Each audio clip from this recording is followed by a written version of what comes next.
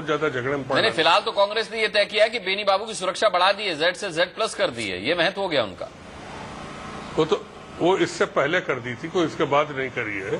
बेनी को सुरक्षा मिले करीब 15 दिन हो गए हैं, तो ये उनका अपना है। बेनी लेकिन आखिर ऐसा कौन सा खतरा था नरेश जी, कौन सा खतरा है बेनी बाबू को जिसके कारण Z+ कर दिया गया है?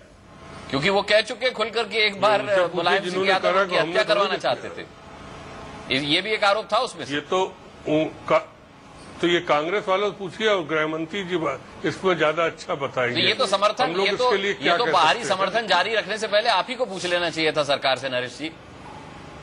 हमें पूछने की जरूरत नहीं किसको सुरक्षा दे रहे हैं, किसको नहीं दे रहे, कांग्रेस अपने जाने, लेकिन पूरा देश जानता है कि न नेताजी किसी की हत्या करा सकते हैं, न नेताजी किसी अपराधी को संरक्षण देते।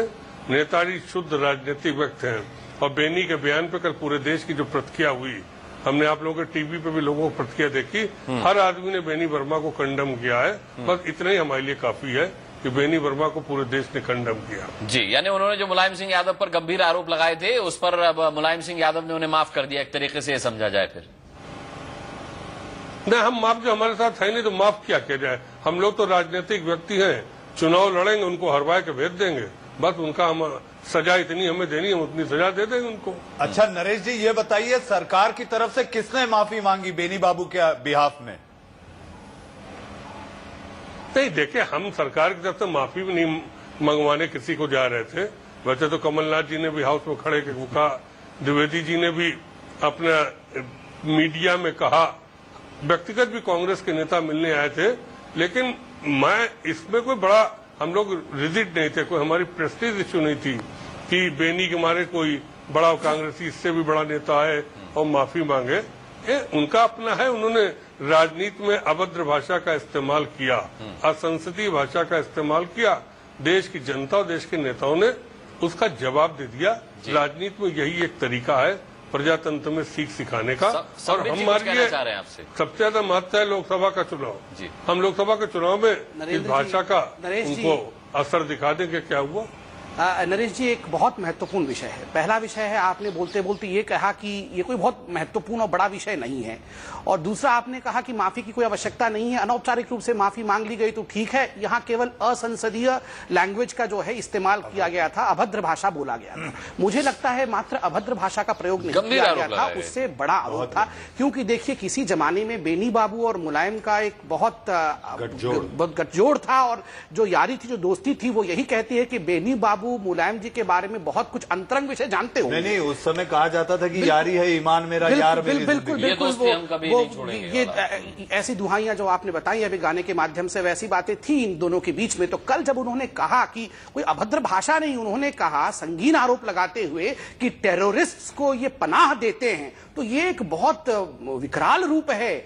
इस पर मुझे लगता है कि जांच होना चाहिए, क्योंकि उनके मित्र ने कहा है केवल माफी से काम नहीं चलेगा। और आपका अगर स्वाभिमान संसद में कहा है, ऑन रिकॉर्ड कहा है, पूरे विश्व ने देखा है, और जिस प्रकार का बॉडी लैंग्वेज आदरणीय मुलायम जी का भी था, वह भी नहीं ये था कि बस अभद्र भाषा का प्रयोग कर लिया है, चलो जाने दो, अपने दोस्त को माफ कर दूंगा। वो भी तिलमिलाए हुए नजर आ रहे थे। उसके बाद आज आप झुके झुके से क्यों दिख रहे हैं? क्या उनके एलिगेशन में सत्यता थी इसलिए आप छुपे हुए हैं, या तो फिर कोई और कारण है जो आप बोल रहे हैं कि चलो माफी नहीं सही, कोई बहुत बड़ा मुद्दा नहीं था? देखिए, आप रस्सी का सांप बनाने पर जुटे हुए हैं, आप और इसको सांप नहीं, हम तो ये कह रहे हैं कि मुलायम सिंह यादव ने सांप का रस्सी बना दिया। हम इसको बहुत महत्व नहीं दे रहे हैं, और जांच जिसे जो करानी कराता रहे, कोई मुलायम सिंह जी से पीछे नहीं। उन्होंने कल सदन में खुद कह दिया कि अगर ये है तो आप जांच करिए, हमें जेल भेज दीजिए।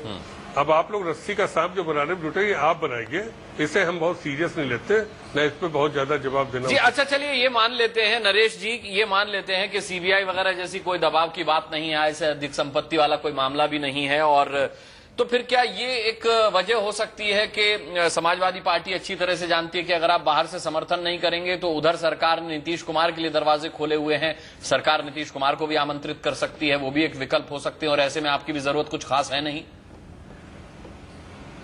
तो वो आमंत्रित क्यों नहीं करते? हम कम मना कर रहे हैं उनको आमंत्रण करने के लिए। नहीं, आप अच्छे से बने हुए हैं, तो भलाई आपकी इसी में कि बने रहें, ये तो एक मजबूरी नहीं है।